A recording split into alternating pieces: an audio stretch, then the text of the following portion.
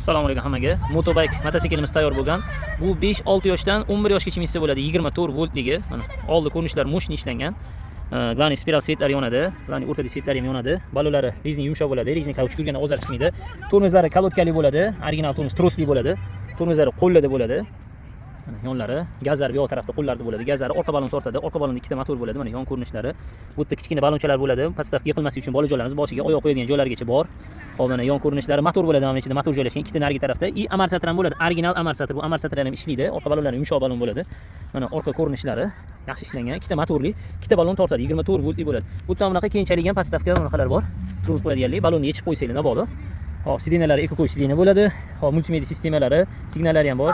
Fleshka ham qo'yishsa bo'ladi, muzikalar qo'yishsa bo'ladi. Old orqa yurishlari, mototsikl qo'yishlari, birinchi, ikkinchi kurs bo'ladi. Tezlari ikki xil bo'ladi. Mana oldi ko'rinishlari, bakoylari bo'ladi. Tormoz qo'lda bo'ladi. Qadimgidek gazlari bu yoq o'ng tarafida bo'ladi. Mana zavat bo'lishlari. Zavat bo'lishlari ham o'sha ishlangan. Telegramga zakaz beraverasizlar. 5-6 yoshdan to 11 yoshgacha minsa bo'ladi. 11-12 yoshgacha 50 kilo yuk ko'taradi. Mototsiklimiz tayyor.